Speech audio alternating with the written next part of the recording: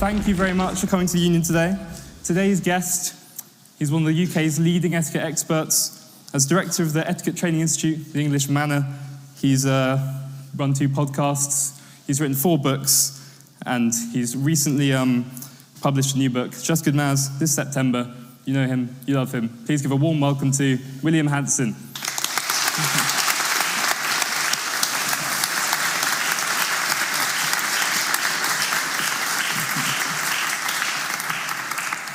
Well, what a lovely welcome. How lovely. So many of you. I thought I was coming to talk to 3 people, so this is very nice. Thank you. So, just to give you a quick run through of how this will work, I'm going to ask William a few questions for about 25 minutes, and then we're going to open up to Q&A from the audience. Just wait, we'll bring you a mic, and we'll go from there. So, yes, the first question I was going to ask, just a sort of quite general, broad thing. What was it that brought you towards this career in etiquette? Because I feel it's perhaps not the instinctive career that some people would go into. What was it that drew you to it as a... It's a very polite way of putting it, Alex. Yes, so I have no other talent, basically, is why I have ended up doing this job. My grandmother, my late grandmother, gave me a book of etiquette when I was 12 for Christmas because, and this will be hard for some of you to believe, I was quite a precocious child. Thank you. And she thought it would appeal to my precocity, and it did eventually. She used to stay with us at Christmas and would come up to me and say, have you read this bit about how to eat asparagus? Do you yet know how to address a bishop during Lent? That sort of thing. And I thought, well, I better just read a bit, just to keep her quiet. So I picked up a bit and read it. And it was actually very interesting, quite funny.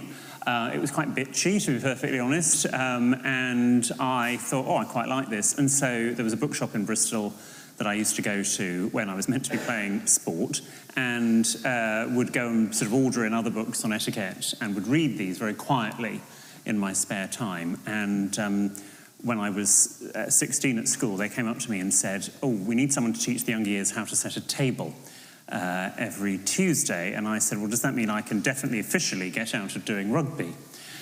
And they said, yeah, that's fine. And I didn't need to be asked twice, basically. And that's how the teaching etiquette started. I had no intention of this being a full-time career. I didn't know it was a career. I then was in my last year at school in Bristol. I was teaching the next lot of Year 9s and then got some press coverage by accident in the Bristol Evening Post, and then Radio Bristol did a thing, and then the TV, and then the One Show did something, and then it spiraled. And the company I now own, the English Manor, wrote to me and said, well, if you're going to do this, please come and do it for us. And so I was at university doing English, so I wasn't rushed off my feet. And so I was able to sort of do study and then go and work for the English Manor. And by the time I finished university, it was a full-time job. And that's sort of how and that was 17 years ago that it all started, so, well, with the teaching anyway. Lovely, I'm sure lots of people here can relate to doing things that they maybe should not be doing at university when they don't have any work to do. Yes, but mine involved napkins rather than anything, rather than anything illicit or anything like that, yes. Of course. So in terms of what you do with the English Manor, I was wondering if you could sort of walk us through what that involves on a day-to-day basis. When you're trying to train someone in etiquette, what does that actually look like in a...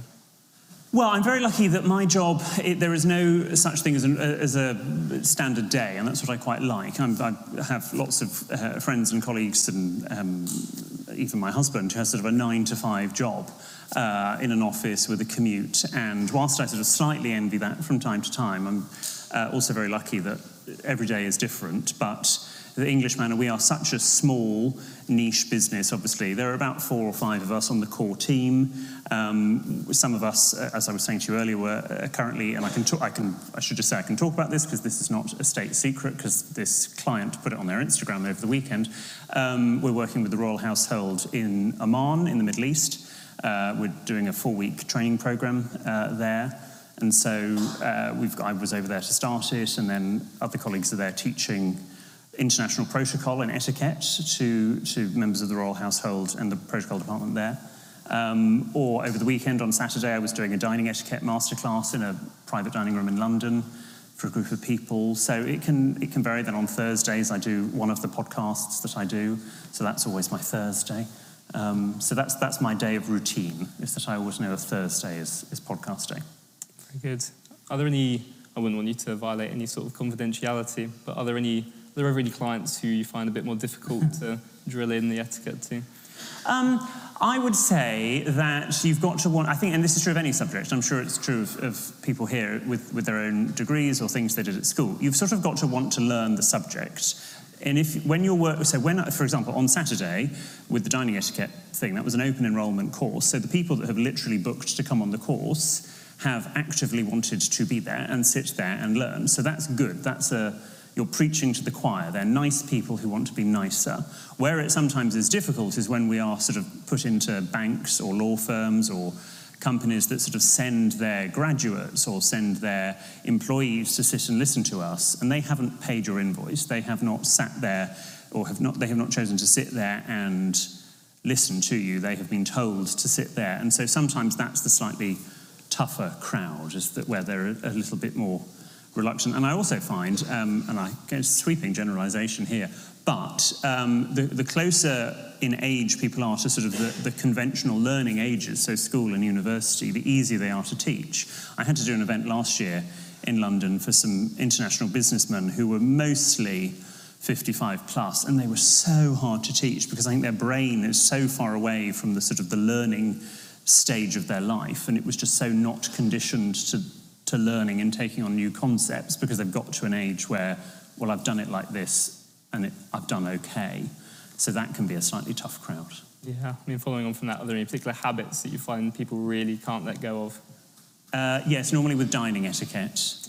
You can tell them until you're blue in the face that the blade of the knife points inwards, but still, when they finish, the blade of the knife is pointing outwards. It's a tiny detail and nobody really dies, and I don't lose that much sleep over it, but it still is fascinating that I can say that and my colleagues can say that to them 4, 5, 6 times in the space of 10 minutes and still they don't get it. But it's etiquette, a lot of etiquette is attention to detail, so I suppose that's why I fixate on that. Very good, thank you. We were speaking a little bit earlier about how etiquette differs across the world. So you've taught etiquette to people in a wide variety of different places, living a wide variety of different lifestyles. Given that social norms and customs have differed throughout history, throughout different places, what do you think it is that gives either the etiquette you teach or etiquette in general its power, its importance? Yeah, etiquette is such a divisive word. The book that you mentioned in the intro that I've just published, Just Good Manners, I wanted to have etiquette somewhere in the title or in the subtitle, and the publisher was very, very against having etiquette anywhere on the cover. Indeed, it is nowhere on the front or back cover of the book, because supposedly people will have this adverse reaction to it, because it is this sort of rather grand, posh-sounding word, and manners seem sort of a slightly softer word to it. And I do agree, actually, probably. I was quite against it when the publisher vetoed etiquette, especially having commissioned me to do a book.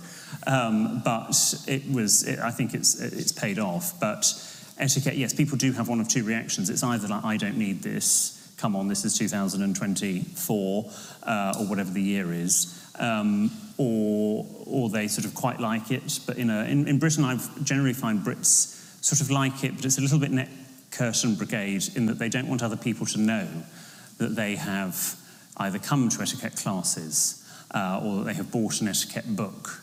And someone at a bookshop in Bath said to me the other day, they've noticed with my latest book, it will always be at the bottom of the selection of books that the customer is bringing to the till, just in case anyone else around them in the queue that knows them socially realises that they have bought a book on manners, because in Britain we're sort of supposed to know this, which is rubbish. You're not supposed to know anything, but that's the sort of the general zeitgeisty feeling.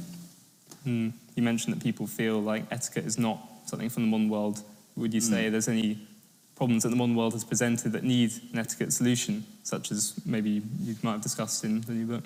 Yes, well, etiquette is just sort of consideration for other people and compassion and courtesy, and I think there are quite a lot of problems in this country and indeed all over the world that could do with a bit more of that. And etiquette, etiquette evolves. Etiquette has to reflect the society that we see around us today. It was sort of ridiculous if my colleagues and I or other etiquette people were sort of sitting there saying, well, this is how they behaved in the court of George III, and this is how we should behave now, because that's not life as it is today. So in the book, I realised just shortly after being commissioned, there's no other etiquette book that has been published in the Western world that deals with even things such as how to address a same-sex couple, transgender people. Even when Debrett's reissued their handbook for the coronation, I thought, okay, they'll update it a little bit and just bring it on. MS, for sort of the honorific for women that doesn't denote marital status, is still, as it used to be, this sort of 6-word asterisk footnote at the bottom of page 412. And you think, come on, we've had that for so long. Why are we not actually talking about how to use it? And even the royal household now use it. For years they didn't. And so that's what I wanted to do in the book, is just sort of move it on to reflect life as it is today, rather than this sort of Downton Abbey-esque existence that people think we still, or some people think etiquette coaches want to go back to. Yes, absolutely. I thought at this point I would ask you a few etiquette questions with a specific relation to student life. Okay. See if yes. people might need some help with any of these. So, how late can you turn up to a lecture before it would be better to not go in at all? Oh, I think 2 minutes. Yes, I couldn't cope with being late for anything. I think I come out in cold sweats. Of course, there are all sorts of reasons why you are late, very legitimate reasons why that you're late. But I would say, just like, and I'm not making a point here, people that potentially have turned up a few minutes after the start time for this, rather than coming and going, hi, sorry I'm late, and distracting, you just sort of sneak in and sit down. And certainly in my university, there was one person who was always late and almost did it for attention, and would walk in and announce themselves and say hello to everybody as a bit of a power play. They're oblivious. And it was, it's an interesting concept. So I would say for lectures, no, I think you need to be on time, ideally. Have you ever been late to a lecture? Never in my life. Never in your life.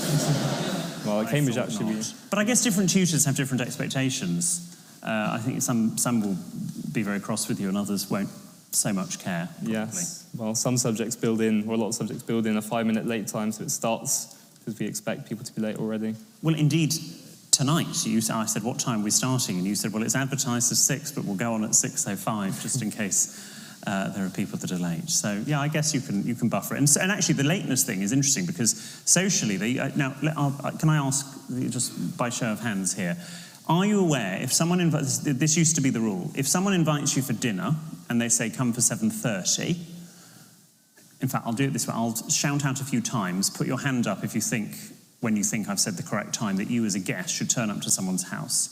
So if they've said come for 7:30, let's start at 7:20. Hands up if you think turn up at 7:20.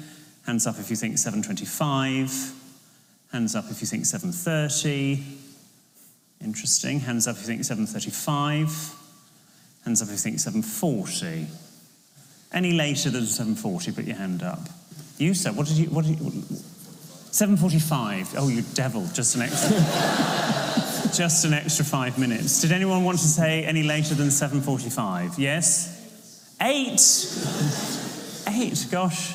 Well, no, so this is interesting. So in our parents' generation, our grandparents' generation, the etiquette was that you definitely didn't turn up at 7:30. You were sort of 10 to 15 minutes late.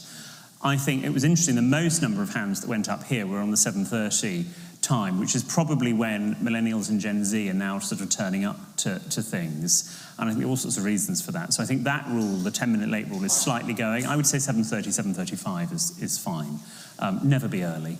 I would rather someone was an hour late than 5 minutes early when I'm still, arranging the cutlery and I've got one leg in a pant and that sort of thing. And I don't want people turning up. Thank you very much. So I forget your original question. Oh, lateness. But yes, so I think attitudes to lateness change. And then in other cultures as well, in what is referred to as polychronic cultures, which means many interpretations of time, 7:30 is really a guide. They'll turn up at 8:30, and it's not late in their culture, it's late in our monochronic culture.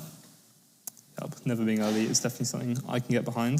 The next student situation, when is it appropriate to steal a plate from a different college? When is it appropriate to steal a plate from a different college? Well, I don't think stealing is very good etiquette, full stop. Whether it's in a college or elsewhere, I believe it is a tradition here. Hands up if you've ever stolen a plate from another college. Oh, it all goes on. And just keep them up while security write your names down.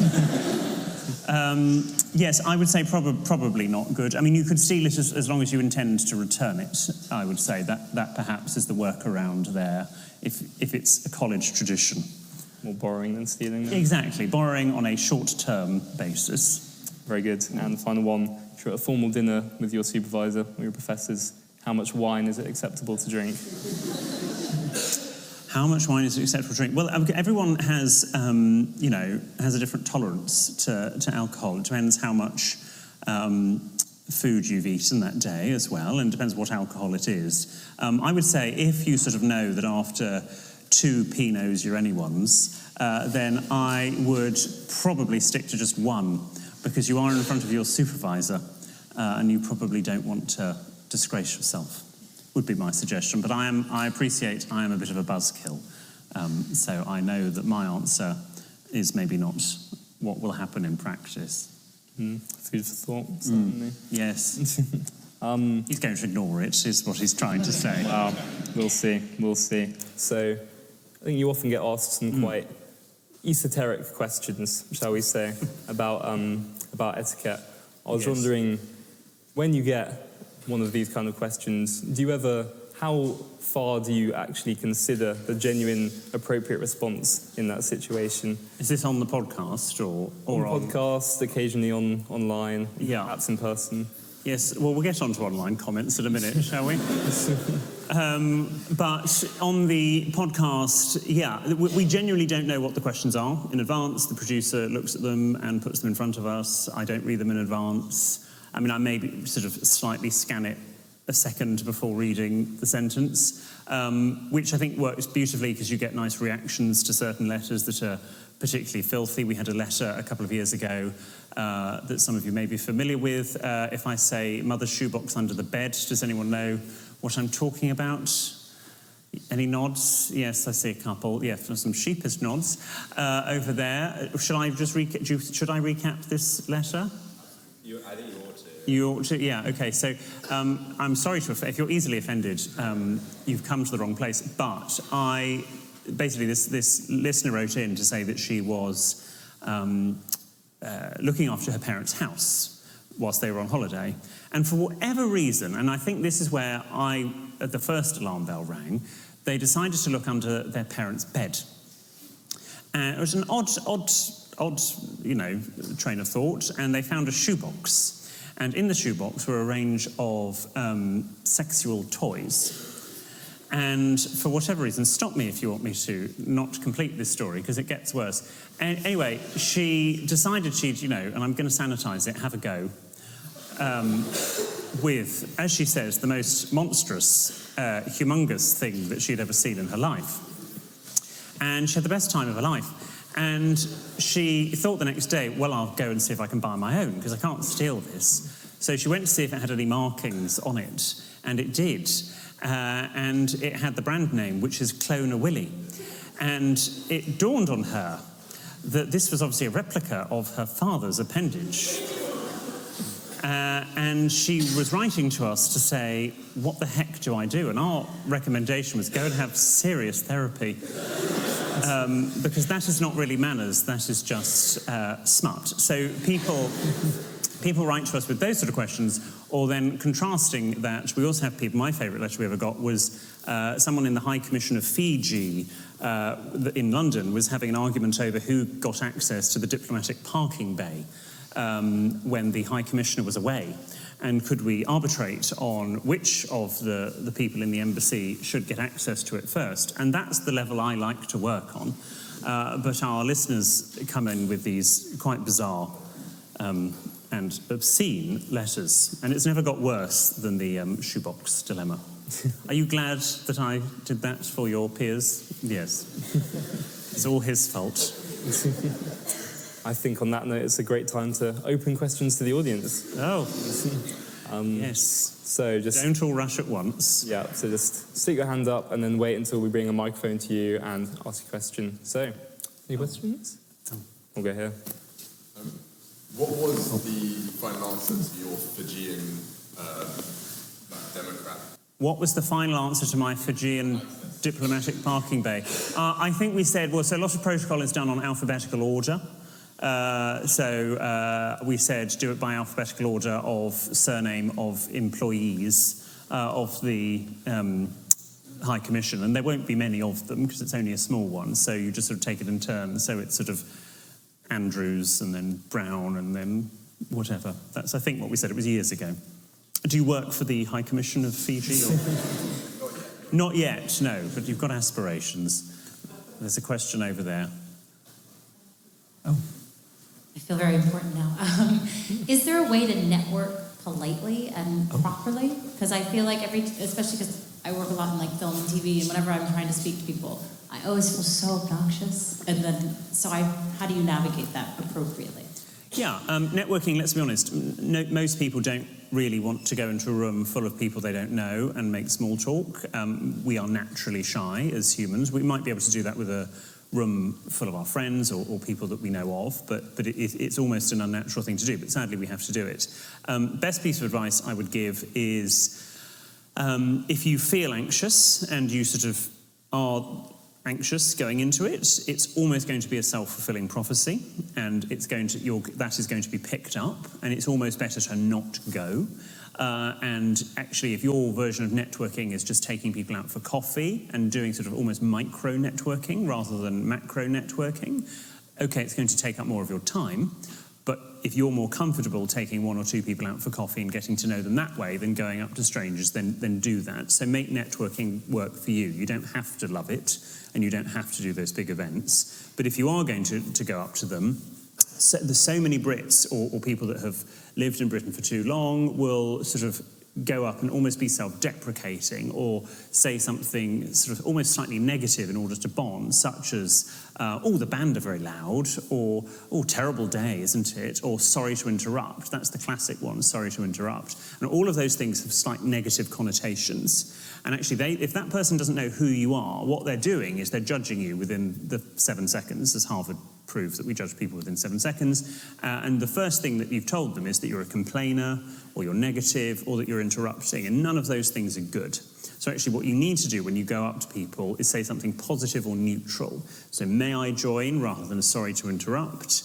What a fantastic room. Gosh, what a beautiful ceiling. Or aren't the band fantastic? The canapes are delicious. Hello, I'm William. Something positive, because people like positive people, especially when they themselves are feeling insecure and negative. So just go up to them and sort of reprogram what you might naturally do. You might personally already be wonderfully positive and lovely when you go up to people, so forgive me if that was complete rubbish, but generally that's what I would have suggested. Alex, you should... Sorry, I'm taking over here. We will go just over there in the grey. Could we just get if you bring the mic over, maybe? Sorry.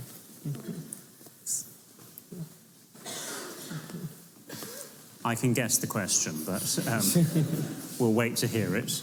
There's a relatively famous screenshot of when you appear on Good Morning Britain, in which you are quite critical of stag do's, yet your other guest describes them as mint. Has your position changed at all on the topic? No. No, I will tell you this, you are, I presume most of you are at the age where you haven't gone on many stag do's yet because maybe your friends haven't yet got married, or proportionally, sort of you reach mid to late 20s and then everyone starts to get married, or early 30s. I've saved an awful lot of my time by not going to other people's stag do's. I've also saved an awful lot of money not going to other people's stag do's, because nobody seems to have these stag or hen do's anywhere near where they live. they have to go international. And nobody can afford to get married these days because they've all spent money going to everybody else's stag and hen do's, and weddings are not cheap themselves. So no, I don't go to stag do's. I still think they're cheap and nasty. If you're having a drinks reception, that's fine, I will come to that. And that's what it used to be historically. It was just, a few friends went out to have a drink, almost the night or the night before of the wedding, and that was it. But now it's all this tied to a lamppost nonsense in Prague, and they're horrid, basically. So I'm still sort of fairly against that. I got married a couple of years ago. A few friends insisted that I would have to change my policy, but I didn't go because I'm fairly committed to it. So I have invented. Actually, one of my friends who came to Cambridge, to Caius College, I invented for him the alt stag. And that is where, when I'm invited to a close friend's stag, I will say, no, I'm not going, but I will do something for you that we will do that's a bit more civilised. So it's normally dinner at the Ritz or something like that. I say I save money. I'm now hearing the slight flaw to my plan. It should just sort of be, a quick chicken breast at Nandos or something would be better, but no, I still think stag do's are pretty unmint, if that answers your question. Do you want to go here? Are you bothered by sexualising comments online or sexual comments you get, or do you think it's all part of being a celebrity, it's all in good fun? Is this the rubbing one out? Yes. Under the table one? Yeah. So in my head, that comment has stopped, but then as Freddie, who helps me with my social media, pointed out, it's because I muted that word on my own channel, so I don't see it. I used to see it an awful lot, and I don't well, I sort of know how it's semi-started. It sort of, someone posted it, and it got however many likes, lol, lol, lol, hilarious, and then people then started, then sort of, it wasn't the original poster, but people would just copy that comment and whatever. And then I replied to it one day, which was arguably a mistake, saying, you always seem to ask this on all of my videos. May I suggest you seek professional help or something? And an account which I don't follow, called the Archbishop of Banterbury, screenshotted it and posted that, and that got millions of likes, and that basically opened the floodgates for everybody to comment and ask, what is the etiquette for rubbing one out under the table? I did get some designs mocked up for merchandise that says, what is the etiquette for rubbing one out under the table? But I just, at the last minute, went, no, I'm not doing this. But I thought maybe that would just shut everybody up. But look, as Freddie points out to me, if people are commenting on it, as you sit there typing your comment, the video, because they're only short, keeps playing, so that now counts as 2 or 3 or 4 views, and that helps our engagement, so we don't really care. I don't really read my comments that I get, whether they're sexual or not. I will occasionally reply to a few if I'm very bored, or Freddie might reply to them as me, but it's not something I fill a lot of my time by reading, but it doesn't really bother me. I don't cry. I mean, I sometimes delete stupid or stupidly offensive comments, but that one doesn't offend me. Right. There's a question in the front row. Yeah, you can go there if you want.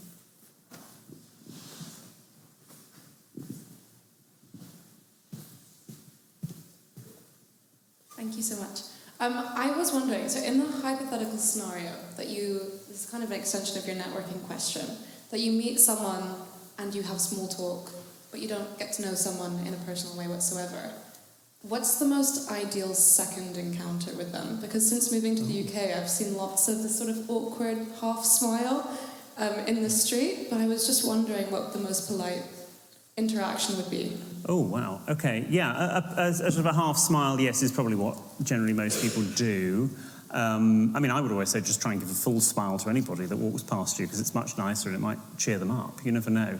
But it takes a bit of confidence to do that. My advice normally sometimes, especially if you aren't sure if you've met them or where you've met them, or even if you have met them, I just say nice to see you to people.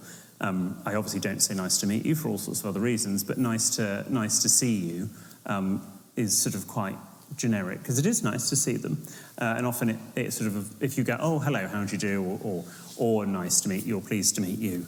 And they go, well, we met 3 weeks ago. They can be terribly offended, whereas nice to see you covers all bases. But yeah, a nice smile is fine. But different cultures are better at it than others. But Brits, no, we're not very good at it, sadly. Hello, someone on this side. Any questions? There. Other front row. I've got a kind of two-pronged question. The first one is, there was a Russian playwright, Chekhov, who said that good manners is not about never spilling on the tablecloth, it's pretending not to notice when somebody else does. And I wonder what you think of that. And the second part is, how real should you be on Be Real? Okay. Yes, so what a dichotomy there. A question about Chekhov and then Be Real. I would say, let's take Chekhov first. Yeah, I think Chekhov was right. And that's, it is not good etiquette in an ideal world to spill anything on a tablecloth, particularly if it's not your own tablecloth.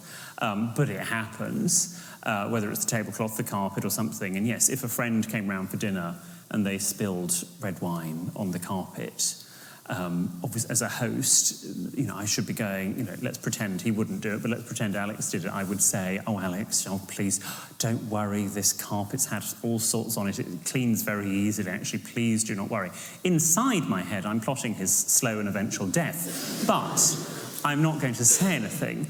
Alex should go, oh, please let me pay for the dry cleaning or the cleaning. I'm not going to accept that, but I would appreciate the acknowledgement. But yes, I would agree. Sometimes actually, and I do another podcast on Keeping Up Appearances, which was a 90s sitcom, and there the protagonist Hyacinth sort of constantly doesn't get the difference between etiquette and manners, and she gets the etiquette, but she doesn't get the manners, and they're sort of bedfellows, but are different, I would say. So yes, I would agree on what Chekhov said. Your other question about Be Real. I don't do Be Real. I have featured in others' Be Real. Freddie, who is my Gen Z that runs my social media, I am constantly being told I'm in his, because he's just done it in seconds before I've done the millennial pause and sort of posed and done a nice angle. But I did have a go, and I just couldn't be bothered, so I stopped. But I would say Be Real is, I think probably people now, the longer Be Real continues to exist, people will curate it more, I would imagine, which is why I know it encourages you not to curate it, because it then tells you you're late, doesn't it? You've posted late, which irritated the hell out of me when I was on it, because I'm like, well, I was in a training. I can't take my phone out and start doing a Be Real. So I would try to be as authentic as possible, but I'm not convinced Be Real is going to be around in 5 years' time. It's my hunch, anyway. Should we go there, in the second row, in the third row?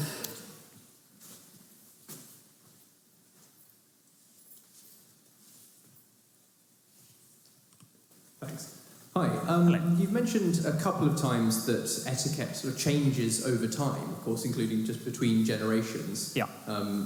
What do you think are the reasons why that change happens, and then who sort of decides that it's changed officially so that, say, you and your company would then recommend it?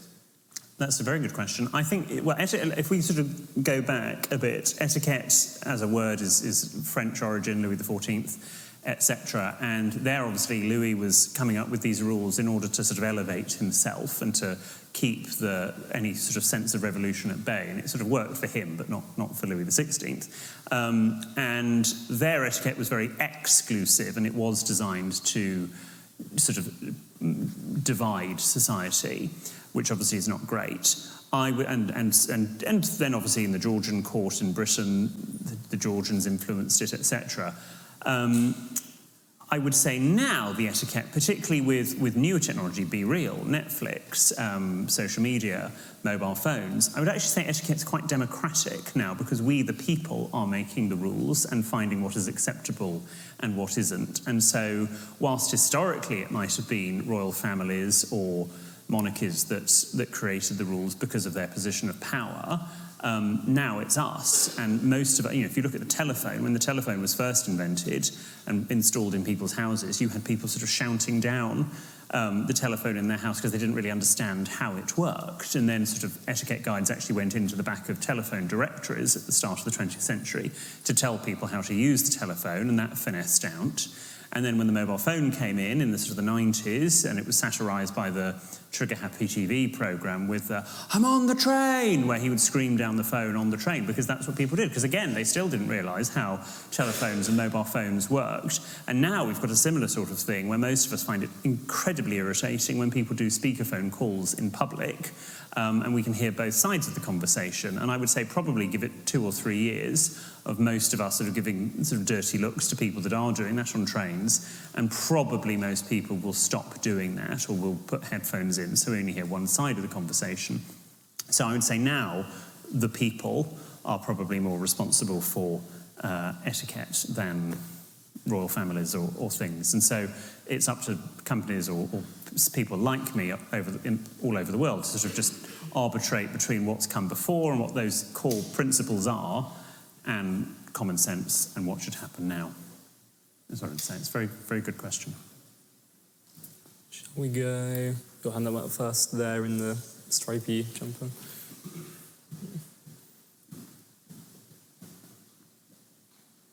A couple of parts to my question. Firstly, was there a specific event that made you start posting your etiquette on social media? And then from that, do you ever feel like there's a juxtaposition between correct etiquette and you pulling your phone out and recording a TikTok in like a public space or a restaurant? And how do you manage that balance? Yeah, good question. So why it started in about May, June last year. I mean, I had a social media presence and done the odd thing, but in terms of the regular posting, and actually I had held off doing it. And lots of people in the etiquette community all over the world do the videos, but most of them copy my friend and colleague Micah Meyer, who you might have seen her videos, an American etiquette coach. And she is incredibly clever when she started doing it about 5 years ago, she didn't speak. She would sort of just do a finger wag, she'd do something, look at the camera, wag the finger, then do the correct, and then put her thumb up. And it was so clever because you didn't need to speak English or whatever language to understand what she was trying to convey. And I thought, well, I just can't think of a way to do it that doesn't look like I'm copying my friend. And I wanted to respect that for her. And then Freddie, who I've mentioned a few times, wrote to me via LinkedIn and said, look, does the English Manor have any summer internship programs? And we don't. But his email was very good. And I sort of said, look, I'm really sorry that we don't, but what do you want? Let's have a chat on the phone, and if I can help, I will.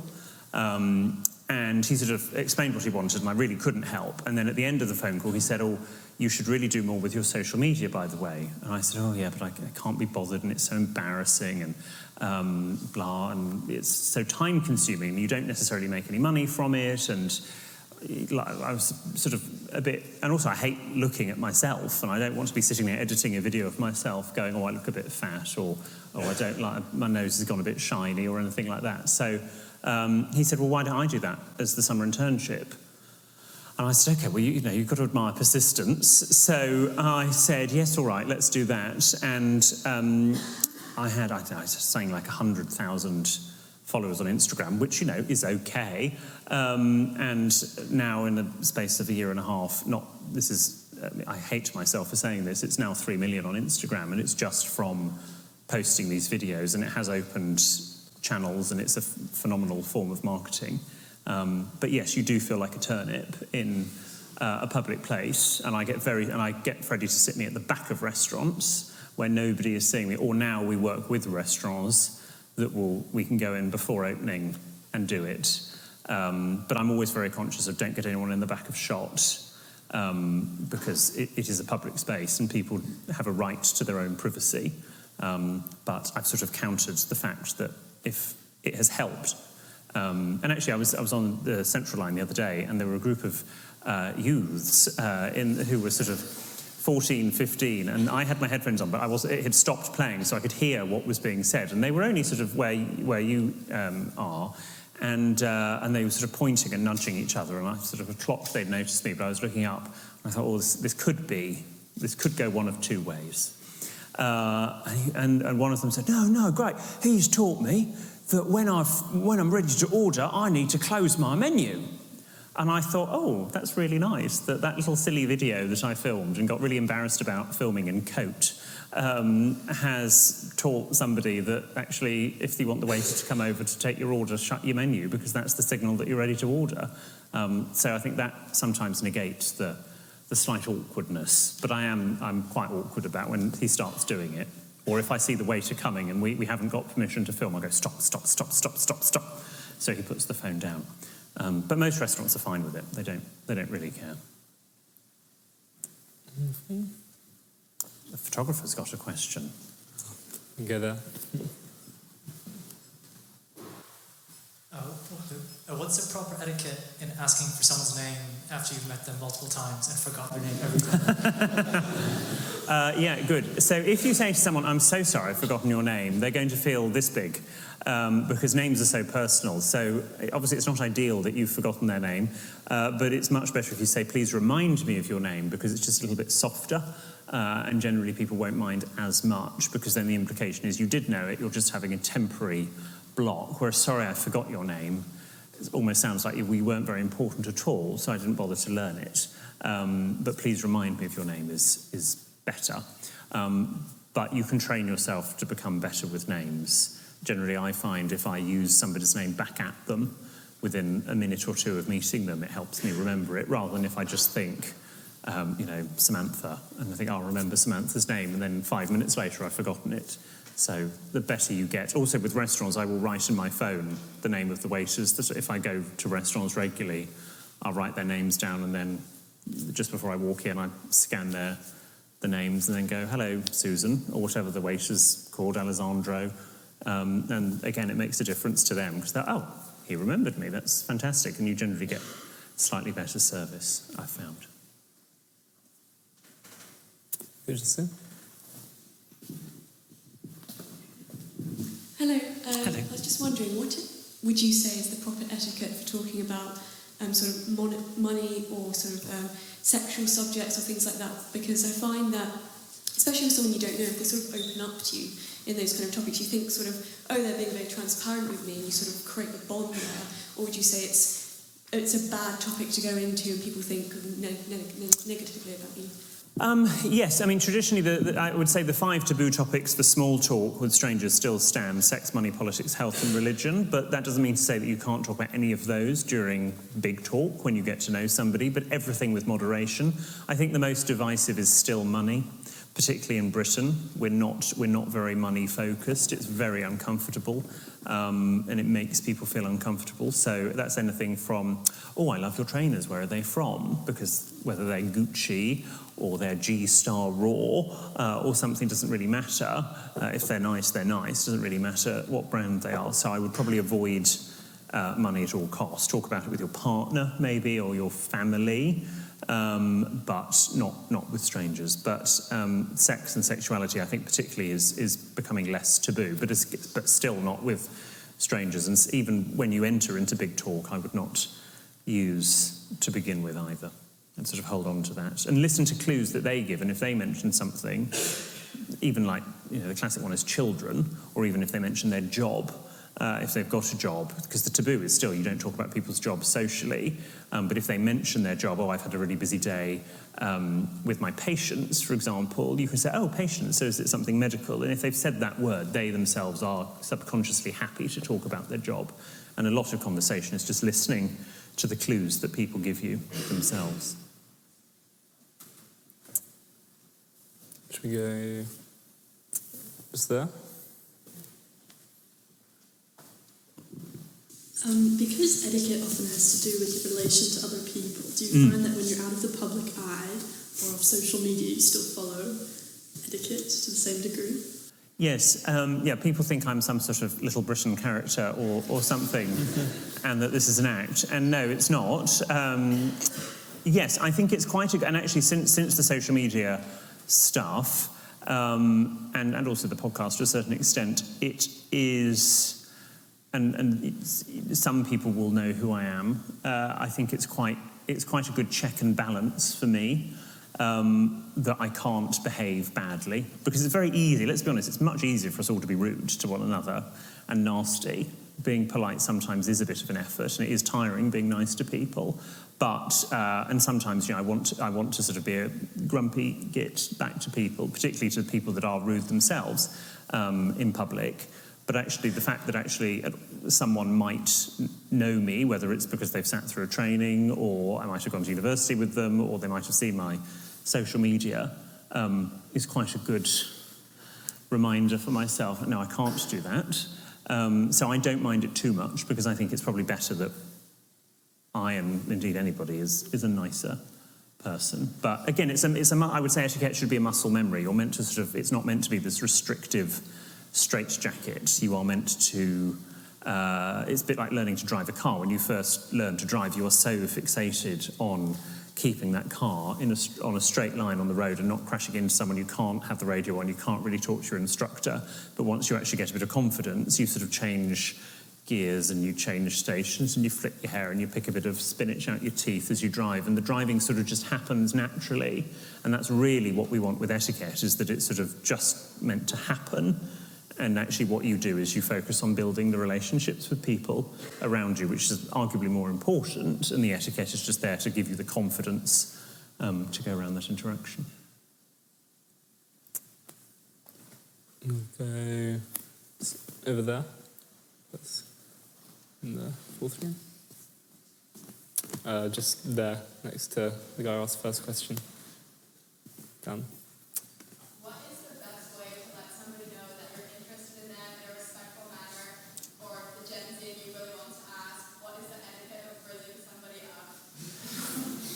What is the etiquette of chatting someone up?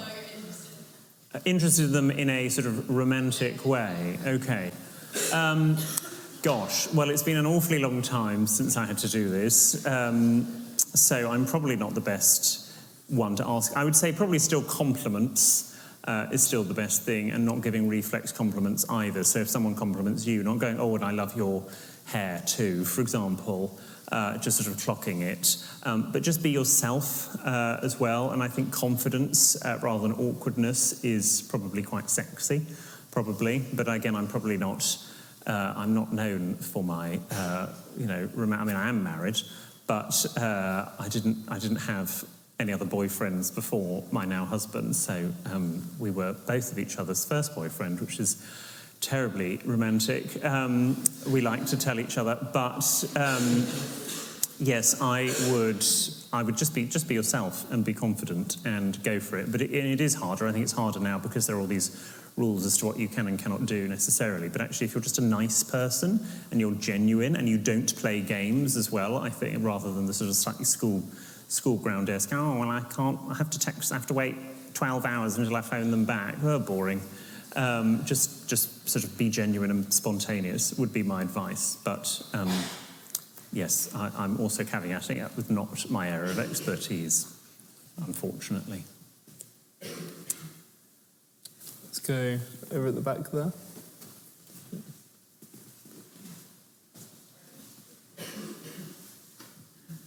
What's the polite response if someone comes up to you and says, you look tired?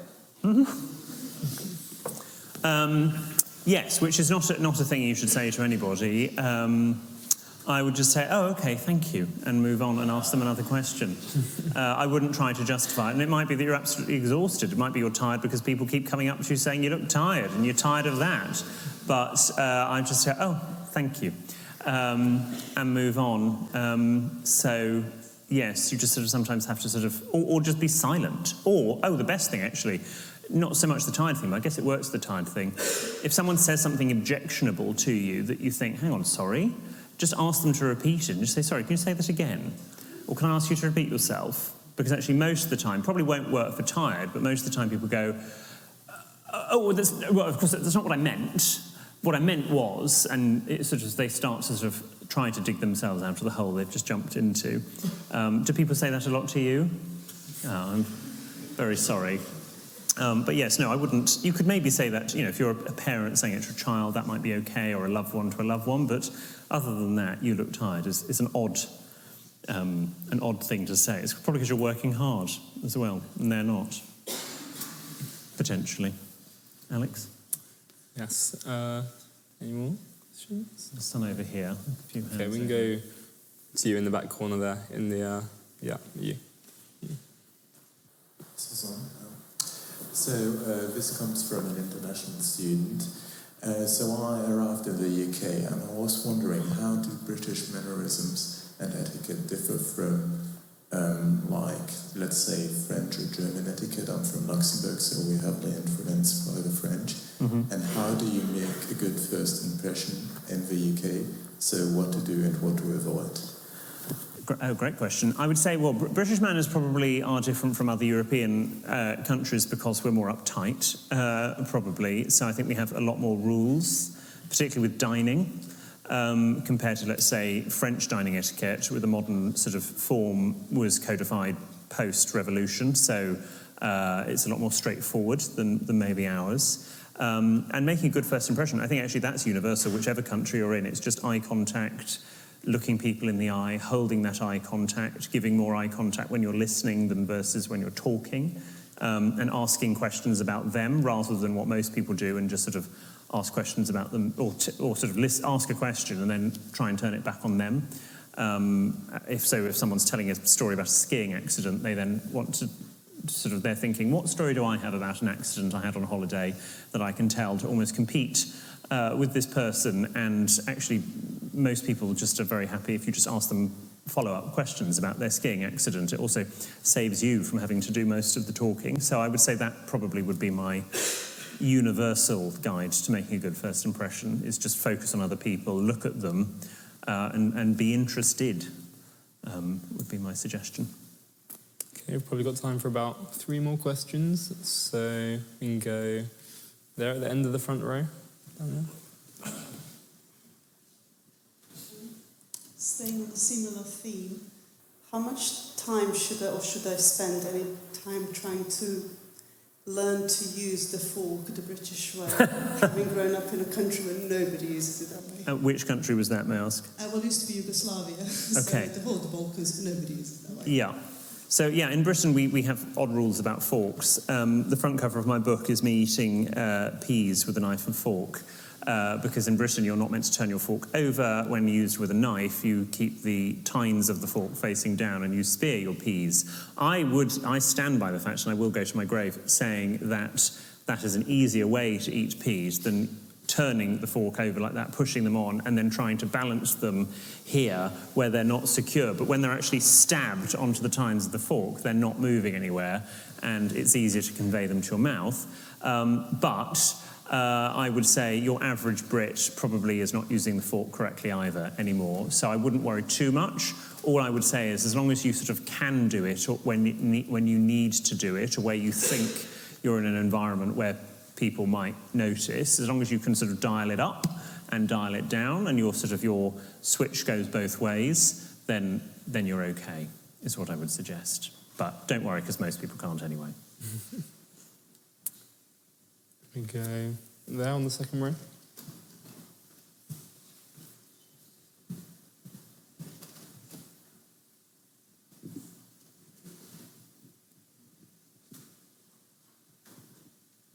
Hi. So I would like to ask, when someone is being offensive to you, or is implicitly or explicitly being rude to you, what is the effective counter? Do you convey any sort of undertones of anger or irritation, and if so, how do you do that while maintaining poise? Yeah, very good question.